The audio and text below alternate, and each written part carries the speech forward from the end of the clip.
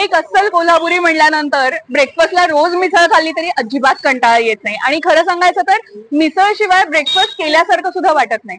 कोल्हापुरी मिसळ एक इमोशन आहे आपल्या सगळ्यांच्यासाठी आणि म्हणूनच कोल्हापूर मधल्या काही जुन्या मिसळचा शोध घेत फिरतीये मी. आणि जी काही मिसळ जॉईंट्स आहेत याच्यामध्ये आवर्जून जी नावं घेतली जातात त्यापैकीच एक म्हणजे आहार.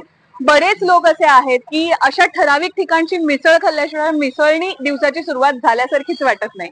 सो आज आहार मिसळ मध्ये आपण जाणार आहे आणि त्यांची स्पेशालिटी किंवा ही सुरुवात कशी झाली या सगळ्या गोष्टींच्या बद्दल जाणून घेणार आहे. महिन्यातून एकदा आहारची मिसळ खायला येतो. अरे वा. अरे मस्त. इथे येतात. पण आहार सोबत आणखी कुठली जुनी मिसळ कोल्हापूर मधली माहितीये? हा बरोबर. बर आणि आर हॉटेल 3-4 प्रसिद्ध होती. बर तुमच्यासाठी मिसळ म्हणजे काय? मिसळ म्हणजे काय, एक म्हणजे कोल्हापूरचा हा एक भाग आहे आणि पोटाला आधार आहे. काका कधीपासून इथे येता मिसळ खायला? 95 सालापासून. 95 सालापासून. आहार मधल्या मिसळची खासियत थोडी वेगळी आहे की इथं तेलकट नसते आणि घरगुती सारखं वाटतं एकदम खायला. अच्छा, मिसळ किती वेळा होते आठवड्यातनं? मिसळ आम्ही दुपारी 21ला जेवत नाही, आम्ही मिसळ खायला येतो. अच्छा, आवडता पदार्थ आहे मिसळ हा. कोल्हापूरकरांमध्ये मिसळ कट तेलकट सगळं आवडते आपल्याला. थँक्यू. तुमचं नाव कसं? माझं नाव धर्मराज नारायणराव जगताप. बर. आणि मिसळ आहार मिसळ कशी आणि कधी सुरू झाली? 1948ला हॉटेल चालू केलं. बर.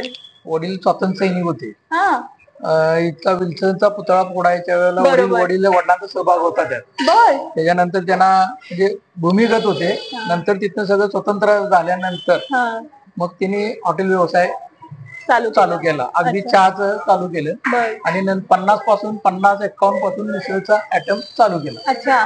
ते कंटिन्यू आज सांगायचं आम्ही सगळी पुढे आहे करतो. त्यावेळेला तुम्ही म्हणालात की तुमचे वडील स्वातंत्र्य सैनिक होते वगैरे, तेव्हाचे काही किस्से सांगितले ते किंवा त्यांनी आधी मिसळ कधी खाल्ली होती किंवा कसं? त्यांनी कन्सेप्ट माझ्या आईंचा पण यात सहभाग आहे. बर. म्हणजे आई आणि वडील हे दोघं हॉटेल करत होते. म्हणजे आई हिराबाई नारायणराव जगताप त्या पण यात सहभागी होत्या. म्हणजे त्या हॉटेलमध्ये सगळं बाकीचं माल त्या बनवत होत्या. आणि नंतर जसं जसं हे होत गेलं तसं त्यांना आयडिया येत गेले तसं त्यांनी ते चालू केलं. मिसळचा एकूणच शोध कसा लागला असावा? काही कधी तुम्हाला नाही, माझ्या जन्माच्या आधीपासूनच स्टार्ट. अच्छा. त्यामुळे असं काही नाही प्रॉपर सांगू शकत नाही. पहिल्यापासून पूर्वीपासून स्लाइस ब्रेडच आहे. ब्रेड नाही पावभाजी बरोबर तो येतो. तो कन्सेप्ट नंतर चालू झाला. खाल्ल्याशिवाय तुम्हाला समजणार नाही. त्या मिसळ बरोबर असा साईड ब्रेड किंवा हे असं खाल्लं तरच टेस्ट लागते. तुम्हाला त्या स्पंज डोशासारखा तो ब्रेड खाऊन मजा नाही. त्यात काहीच नाही, विरघळल्यासारखं वाटतं.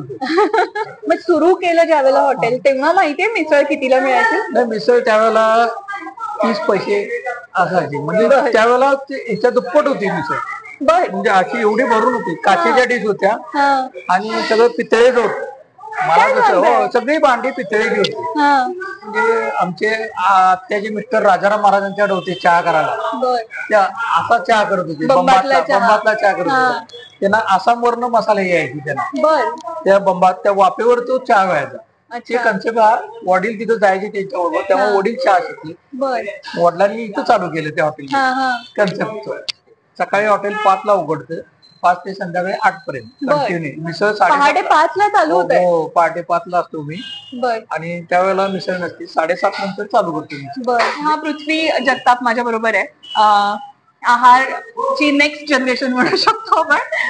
मला तर दिवसभर तू इथे मिसळच्याच याच्यामध्ये असतो, पण तरी मिसळ खाण्याची इच्छा होते? कंटाळा वगैरे? कंटाळा वगैरे नाही, कधीच नाही. अच्छा. तुझ्यासाठी कोल्हापुरी मिसळ काय? कोल्हापुरी मिसळ माझ्यासाठी म्हणजे कोल्हापूरची एक ओळख आहे. अच्छा. जेणेकरून कोल्हापुरी म्हणलं की पहिला मिसळ आठवत. तर मगाशी बोलता बोलता बाबू वेटर बद्दल पण कळलं. हो, बाबू आमच्याकडे 65 वर्ष होता. 65 वर्ष. लहानपणापासून तो वयाच्या 12 वर्षापासून आमच्यात होता. फॅमिली मेंबर होता तो. त्यामुळे कधी बघायला लागत होता आम्हाला. कॉन्ट्रोवरनं कधी उठू द्यायचं नाही. वडिलांना पण म्हणायचं मी करतो सर. आणि एकटा सगळं हॉटेल मॅनेज करायचं. काय सांगता? हो, फार. आणि त्याला अख्ख्या महाराष्ट्रातली नेते ओळखायची, कारण ती शिकायला इथं होते. तेव्हा ते लहान होते आणि बाबू मोठा होता. त्यामुळे त्याला अरे तुझ्याशिवाय तू बोलवायच नाही. मंत्री असू देत नाही तंत्री असू दे, आवाज म्हणजे त्याचा प्रश्नच नाही. ते गिराईक त्याच्यासाठी यायचं फक्त. काय सांगतो? हो, त्याला तिकडे जाताना सुद्धा त्याला हाक मारल्याचा जात नाही, एवढं गिरायकात प्रेम होतं त्याचं. अच्छा. ते गेल्यानंतर त्याची महाग टाइम्सला पहिल्या मनावर बातमी आली, लोकांचं भयंकर प्रेम होतं त्याच्या. बाबू 4 वर्षांना आलं, 10 वर्षांना आलं तर ती गिरायक पुण्या मुंबईची आली की नाही, बाब्याचा आवाज पाहिजे हो, बाब्या बोलल्याशिवाय आम्हाला मिसळ जात नाही असं म्हणायची ती. एकीकडे आमच्या या गप्पा चालू होत्या आणि दुसरीकडे माझं अर्ध लक्ष होतं ते मिसळीकडे. अगदी लईत पाव कापणं चालू होतं. मिसळीसाठी प्लेट्स मांडलेल्या होत्या, बटाट्याची भाजी, शेव, चिवडा सगळं साग्र संगीत मांडलेलं होतं आणि मग त्याच्यावरती गरमागरम झणझणीत उकळती पातळ भाजी आणि कट, कांदा, कोथिंबीर, ओलं खोबरं आणि लिंबाच्या फोडींनी सजवलेली ही प्लेट. एक्स्ट्रा पातळ भाजीची सुद्धा तयारी चालू झालेली होती आणि फायनली तो क्षण आला. ही प्लेट पाहून डोळे तर तृप्त झाले आणि पहिला घास खाऊन मन सुद्धा तृप्त झालं.